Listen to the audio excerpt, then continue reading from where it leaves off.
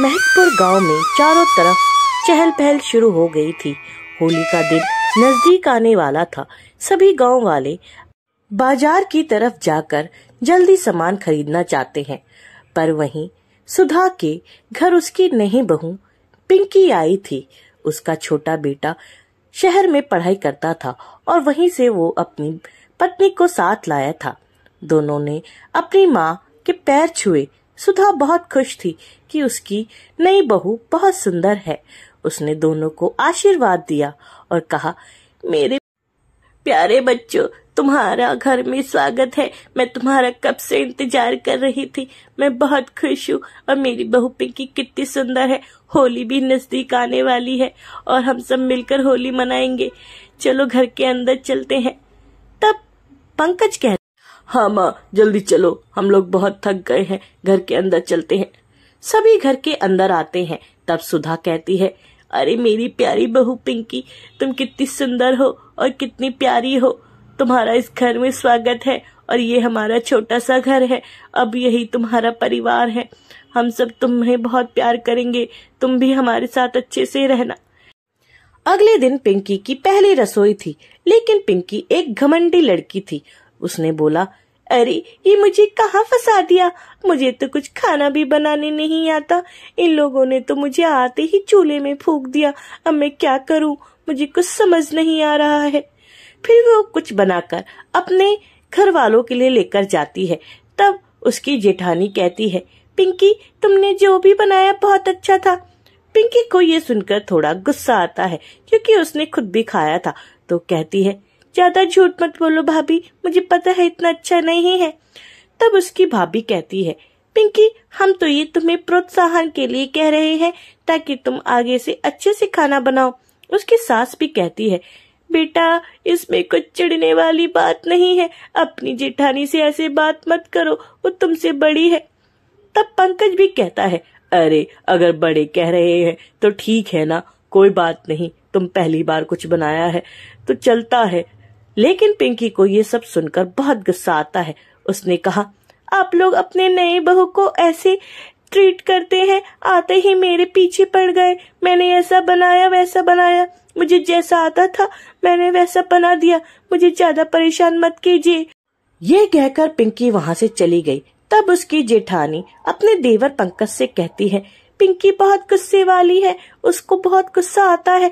पंकज कहता है, हाँ भाभी, थोड़ी गुस्से वाली है, लेकिन वो जल्द ही समझ जाएगी। तब उसकी जेठानी भी कहती है, हाँ देवर जी, वो सब समझ जाएगी, अभी नई है, मैं उसे सब कुछ सिखा दूंगी।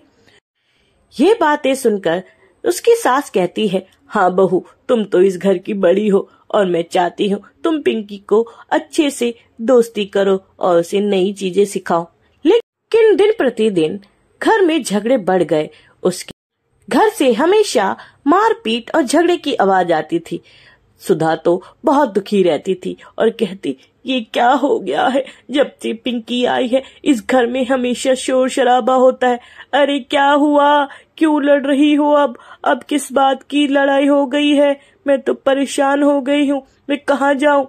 उधर पिंकी अपने जेठानी से बहस कर रही थी और कह रही थी, बहुत हुआ दीदी, आप अपना खाना खुद बना लीजिए, मुझे ज्यादा हुक्म मत दीजिए। मुझे जैसा खाना आएगा मैं वैसे ही बनाऊंगी और मेरे पति भी उसी को खाकर खुश रहते हैं। आप अपना देखिए, मुझे गुस्सा मत दिलाइए। मैं तो कहती हूँ आप अपनी अलग रसोई बनाइए। अरे पिंकी, तुम कैसी बातें करती हो? तुम तो बहुत ज्यादा बोलती हो। मैं कुछ नहीं कहती, इसका मतलब ये नहीं कि मैं कुछ नहीं कह सकती। मैं तुमसे पहले इस घर में आई हूँ, तुम मुझे कितना सुनाती हो, मैं तो परेशान हो गई हूँ। बस कीजिए, अब ज्यादा नाटक मत कीजिए, रोने बैठ जाएंगी जैसे कि कितनी दूध की धुली हुई हो। मैं तो परेशान हो गई। आज ही मैं अपने पति से कहती हूँ कि वो मेरी रसोई अलग करे। आप अपनी रसोई देखिए और मैं अपनी रसोई देखूंगी। ये सब कहकर सुधा और उसकी जेठानी में खूब लड़ाई होती है। तभी उसकी सास आती है और पूछती है, अरे अब क्या हुआ, तुम दोनों किस बात पर झगड़ रही हो? तब पिंकी कहती है, बहुत हुआ, बहुत ही और नाटक, अब मैं नहीं सह सकती, मुझे मेरी रसोई चाहिए। मैं आप सबका खाना नहीं बना सकती, आप अपना देखिए। तब उसकी जेठानी कहती है, हाँ माँ जी, मुझे लगता है पिंकी को हमारे घर का खाना पसंद नहीं है। हाँ माँ जी, दीदी सही कह रही है। अब मैं आप लोगों के घर का खाना नहीं खा सकती, मुझे अपना रसोई चाहिए। अरे बेटा, इस घर में ऐसा कभी नहीं हुआ, एक घर में 2 रसोई कैसे हो सकती है? ऐसा मत करो, त्योहार आने वाले हैं, लोग क्या कहेंगे? बस कीजिए, मैंने लोगों का ठेका नहीं लिया है। इतनी बहस होने के बाद उसने अपने पति से दूसरी रसोई घर बनवा ली थी, जो कि बहुत मॉडर्न थी। अब पिंकी यहाँ पर नए नए फास्ट फूड बनाती थी। उसे दाल चावल खाके बिल्कुल अच्छा नहीं लगता था। अब उसने कहा, अब मैं यहाँ पे अपने मनपसंद चीजें बनाऊंगी, रोज पास्ता पिज्जा बनाऊंगी। यहाँ पे कितना अच्छा है, सब कुछ फैसिलिटी है, मुझे चूल्हे में फूके रहना पड़ता था। कुछ ही दिनों में त्योहार आ गए और पिंकी अपने पति के साथ बाजार जाती है। वो कहती है, अरे देखिए वहाँ पे कितने अच्छे रंग बिक रहे हैं, चलो वहाँ से कुछ रंग गुलाल लेते हैं, जल्दी करते हैं, ना तो बहुत भीड़ हो जाएगी बाजार में।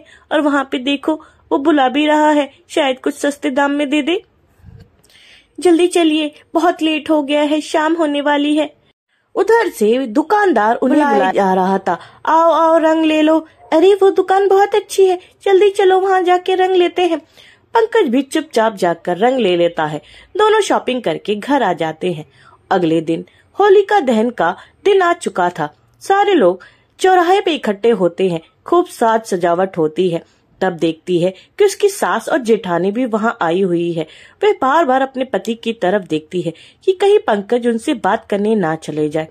तब उसकी सास अपनी बड़ी बहू से कहती है, देखो पिंकी भी आई है और मेरा बेटा पंकज भी आए हैं, लेकिन वो हमारी तरफ देख भी नहीं रहे हैं, कितने बदल गए हैं, मुझे बहुत दुख हो रहा है। आज त्योहार के दिन भी वो लोग हमसे बात नहीं कर रहे हैं।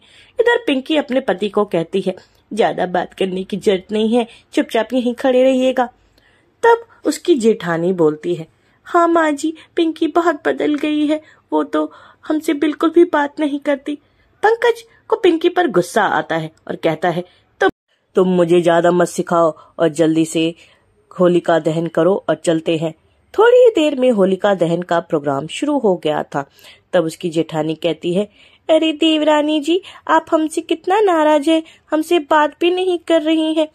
पंकज कहता है, नहीं भाभी, ऐसी कोई बात नहीं है, लेकिन पिंकी उसको बात करने से मना कर देती है।